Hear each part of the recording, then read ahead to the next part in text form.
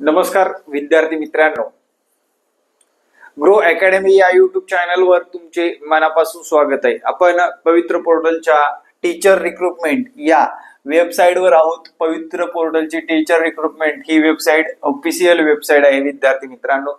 या वेबसाईटवर येण्याचं कारण म्हणजे फेज 2 जाहिराती प्रसिद्ध करण्यात आलेले आहेत आणि फेज 2 ला जाहिराती प्रसिद्ध करण्यात आलेले आहेत। न्यूज बुलेटिनच्या माध्यमातून काही सूचना देण्यात आलेल्या आहेत। त्या नेमक्या सूचना कोणत्या आहेत आणि त्या सूचनाचं अवलोकन करून आपल्याला जनरेट करायचे आपले प्रिफरन्स जनरेट करून आपल्याला ते सबमिट करायचंय, लॉक करायचंय आणि त्या प्रिफरन्स नुसार आपल्याला नियुक्ती पत्र सुद्धा भेटणार आहे। तर सर्व विद्यार्थ्यांनी अभियोग्यता धारकांनी 2022 TIT एक्झाम देणाऱ्या प्रत्येक विद्यार्थ्यासाठी महत्त्वाची आणि आनंदाचीच बातमी म्हणता येईल। तर आपण आता 2022च्या ज्या काय ऑफिशियल वेबसाईट वर गेलेलो आहोत आणि न्यूज बुलेटिन मध्ये एक न्यूज झळकत आहे। इथे पाहू शकता न्यू 24/4 रात्री 12 वाजता ही जी काही जाहिरात प्रसिद्ध झालेली आहे त्या पाहणार आहोत आपण। तर बघा विद्यार्थी मित्रांनो, सूचना प्रसिद्ध करण्यात आलेल्या आहेत। फेज 2 लाच म्हणजेच दुसरा टप्पा चालू झालेला आहे विद्यार्थी मित्रांनो।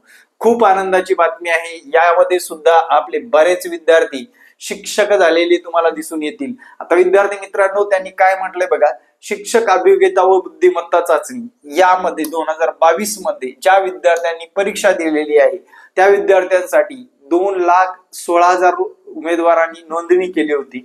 त्यानुसार विद्यार्थ्यांना पहिली ते 12वी बघा, इथे 3 नंबर मध्ये बघा, पहिली ते 12वी या पदासाठी रिक्त असलेल्या पदासाठी त्यांना आता प्रिफरन्स जनरेट करण्याचं हे आलेलं आहे। आणि विद्यार्थी मित्रांनो, डीएड कॉलेज, बीएड कॉलेज सर्व गोष्टी असेल, डीएड कॉलेज शिक्षक या गटासाठी अध्यापनाचे विषय, अध्यापनाचे माध्यम, आरक्षण, समांतर आरक्षणासह मेन आरक्षण व समांतर आरक्षण उमेदवारांनी शिक्षक अभियोग्यता व बुद्धिमत्ता चाचणीमध्ये प्राप्त केलेले गुण व त्यांनी पोर्टलवर लॉक केलेले प्राधान्यक्रम इत्यादी बाबी एकत्रितपणे विचारात घेऊन गुणवत्तेनुसार संगणकीय पवित्र पोर्टल मार्फत ऑनलाईन पद्धतीने निवडीसाठी शिफारस होणार आहे।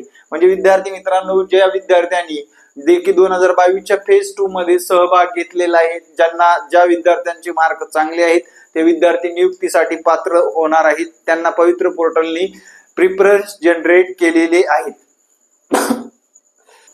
तर पुढल्या सूचना काय आहेत बघा, उमेदवारांना प्राधान्यक्रम जनरेट वर लॉक करण्याबाबतची यापूर्वी पवित्र पोर्टलवर प्रसिद्ध केलेली 5/2/2024च्या सूचनाचे अवलोकन करावे व सदरच्या सूचना योग्य त्या फेरफारासह लागू राहतील।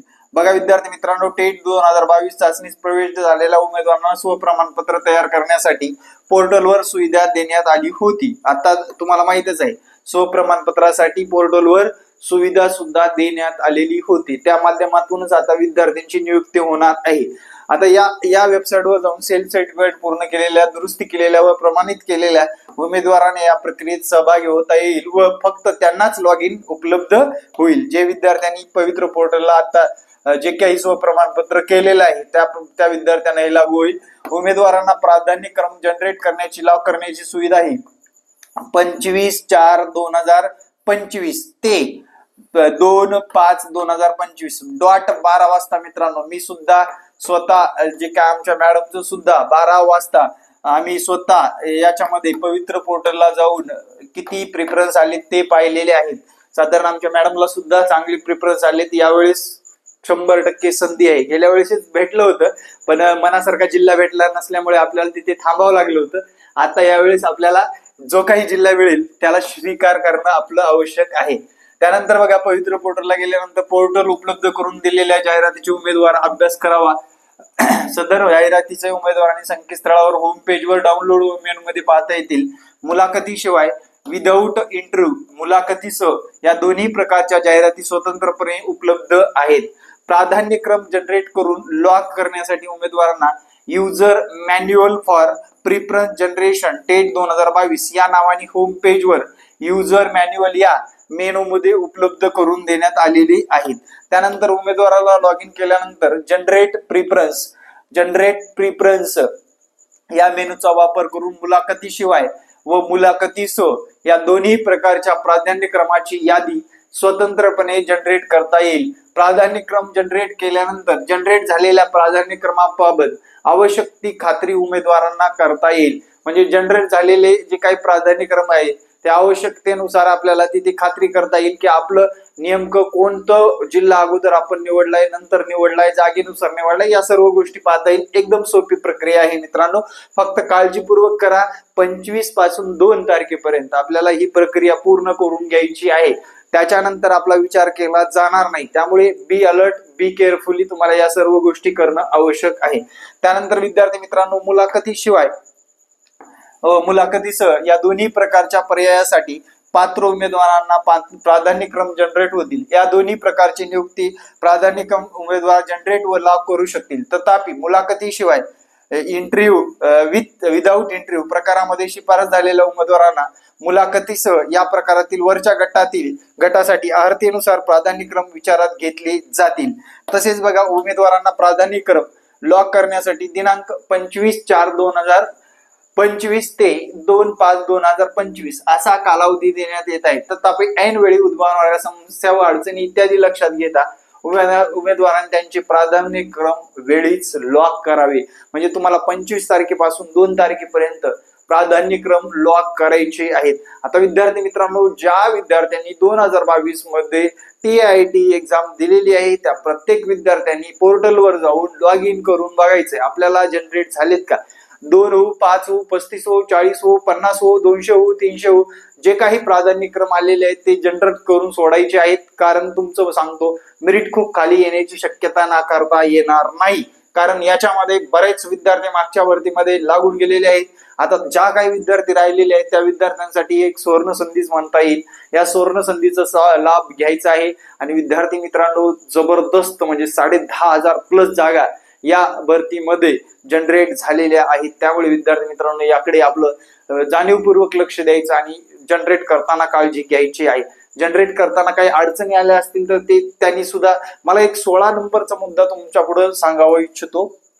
16 नंबर मध्ये एक त्यांनी संधी दिलेली आहे. काय म्हटले बघा, ज्या उमेदवारांनी दिनांक 12/2/2023 ते नंतर शैक्षणिक, व्यावसायिक व इतर अर्हता अथवा कोणतीही अर्हता प्राप्त केली असेल अथवा दिनांक 12/2/2023 नंतर अर्हता प्राप्त असताना देखील दिनांक 12/2/2023 पूर्वी उत्तीर्ण केली असतील, नोंद केली असेल, तरी अशा 12/2/2023 नंतरच्या वाढीव अर्हतेचे प्राधान्यक्रम उमेदवारांना प्राप्त असतील तर असे प्राधान्यक्रम त्यांना कोणत्याही परिस्थितीत लॉक करू नयेत. या प्राधान्यक्रमाचा कोणत्याही व्यवस्थापनातील मुलाखतीशिवाय किंवा मुलाखतीसह नियुक्तीसाठी कोणत्याही स्तरावर विचार केला जाणार नाही याची उमेदवारांनी नोंद घ्यावी. तथापि जर, बघा लक्षात घ्या, तथापि CTT डिसेंबर 2022 या शिक्षक पात्रता परीक्षेचा निकाल दिनांक 10/4/2023 रोजी घोषित झाला आहे. या स्तव केवळ CTT उत्तीर्ण झालेल्या उमेदवारांना प्राधान्यक्रम उपलब्ध होतील. म्हणजे जे काही लोक 2022 डिसेंबरची CTT पास झाले होते आणि गेल्या वेळेस त्यांनी काही CTT ची नोंद केली नव्हती, पण यावेळेस त्यांनी स्वप्रमाणपत्रामध्ये नोंद केली असेल, त्या विद्यार्थ्यांना जे काही 2022 डिसेंबरच्या CTT नुसार त्यांना प्राधान्यक्रम जनरेट करण्यात आलेले आहेत. आणि त्यांचं जे काही यश प्राप्त झालं होतं 2022 डिसेंबर महिन्यातल्या CTT एक्झाम नुसार त्यांना नियुक्ती पत्र सुद्धा मिळणार आहे. मित्रांनो, गोड बातमी, छान बातमी आहे विचारात घेतलं तर.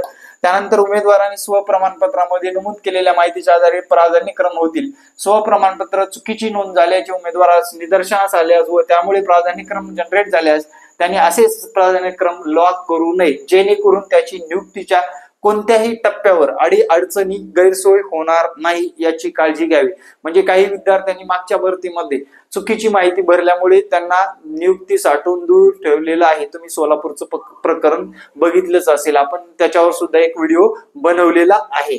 त्यानंतर उमेदवारांना प्राधान्यक्रम जनरेट करून लॉक करणे, त्यांना प्राधान्यक्रमात बदल करावायचा असल्यास पूर्वी जनरेट केलेले प्राधान्यक्रम डिलीट करून विहित मुदतीत प्राधान्यक्रम पुन्हा जनरेट करून लॉक करता येतील. सदर सुविधेचा वापर विहित मुदतीत उमेदवारांना जास्तीत जास्त 3 वेळा करता येणार आहे. लक्षात घ्या, किती वेळेस? 3 वेळेस संधी देण्यात आलेली आहे.